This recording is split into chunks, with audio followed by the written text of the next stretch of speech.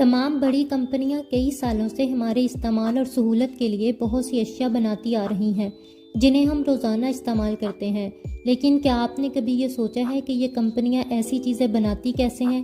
اس کے علاوہ یہ کہ کسی چیز کو کسی خاص کام کے لیے بنایا گیا ہو، لیکن اس کام سے ہٹ کر ہم اس کا استعمال کسی اور کام میں کر رہے ہوں جہاں وہ چیزیں ہمیں زیادہ فائدہ دیتی ہیں۔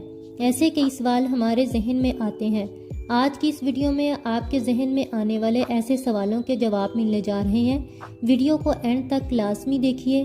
اگر ویڈیو اچھی لگی تو اس کو فرینڈز اور فیملی کے ساتھ لازمی شیئر کیجیے اور ہمارے اس چینل کو سبسکرائب کیجیے تاکہ ایسی انفارمیٹیو ویڈیو آپ تک پہنچانے میں ہمیں موٹیویشن ملتی رہے۔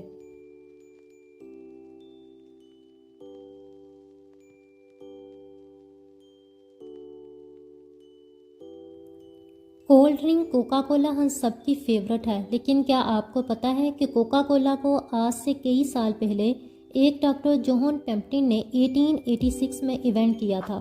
ڈاکٹر جوہن نے دراصل اسے ایک مورفین نامی درد کی دوا کے متبادل کے طور پر بنایا تھا۔ مورفین کا استعمال اس وقت درد کو کم کرنے کے لیے استعمال کیا جاتا تھا، لیکن کوکا کولا کے مارکیٹ میں آنے کے بعد لوگوں نے مورفین کا استعمال بہت کم کر دیا تھا۔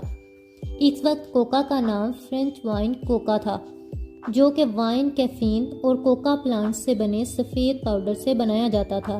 اس لیے کئی لوگوں نے کوکا کولا کو نشے کے لیے بھی استعمال کرنا شروع کر دیا۔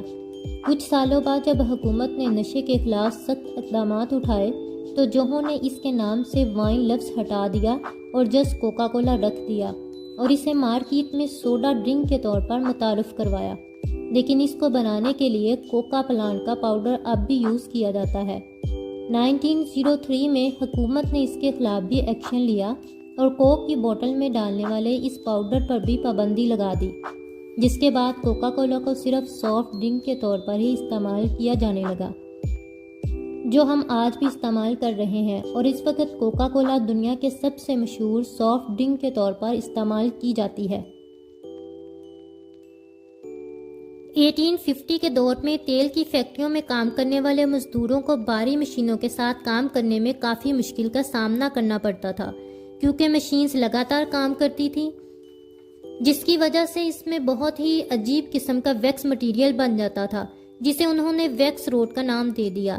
اس ویکس کی وجہ سے مشینیں ٹھیک سے کام نہیں کر پاتی تھیں، اس لیے بار بار ان مشینوں کو صاف کر کے ویکس کو باہر نکالنا پڑتا تھا۔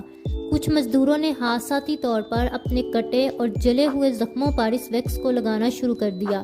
حیران کن طور پر اس سے ان کے زخم تیزی سے بننے لگے۔ اس بات کی خبر روبرٹ چیز روبوٹ کو ملی تو اس نے اس ویکس کو اپنی ریسرچ میں شامل کر لیا، جس کے نتیجے میں اس نے پیٹرولیم جیلی کے نام کی ایک ویکس تیار کی جو کسی بھی زخم کو بہت آسانی سے بھر دیتی تھی۔ روبوٹ نے پورے نیو یارک میں اپنی اس ایجاد کی ایڈورٹائزمنٹ کی، جس میں وہ اپنے ہاتھ کو لائٹر کی مدد سے تھوڑا جلا دیتے اور اس پر ویکس لگا دیتے، جس سے ان کا یہ زخم بہت جلد بڑھ جاتا۔ ان کی عجیب مارکیٹنگ ٹرک بن گئی تھی۔ بہت سی فارماسیوٹیکل کمپنیز نے اسے خریدنا شروع کر دیا اور بعد ازاں اس پروڈکٹ کو ایک بہت بڑے برانڈ کے طور پر دنیا میں متعارف کرایا گیا، جسے اب ہم ویسلین کے نام سے جانتے ہیں۔ ویسلین کو آج بھی خشک جلد اور زخموں کے لیے استعمال کیا جاتا ہے۔ روبوٹ کو اپنی اس بنائی ہوئی ویسلین پر اتنا بھروسہ ہو گیا تھا کہ وہ کہنے لگا کہ اس کی یہ ویسلین کسی بھی بیماری کو ٹھیک کر سکتی ہے۔ اس لیے روبوٹ کو جب ایک بار ایک سکن بیماری ہوئی تو اس نے اپنے پورے جسم پر ویسلین لگا لی۔ یہی نہیں بلکہ اس نے ویسلین کا ایک چمچ کھا بھی لیا۔ ایسا کرنے سے اسے کوئی نقصان تو نہیں ہوا اور نہ ہی اس کی بیماری ٹھیک ہوئی، لیکن اس کا یہ برم ضرور ٹوٹ گیا کہ اس کی بنائی ہوئی ویسلین ہر بیماری کا علاج ہے۔ اس کے سیلی کاٹن۔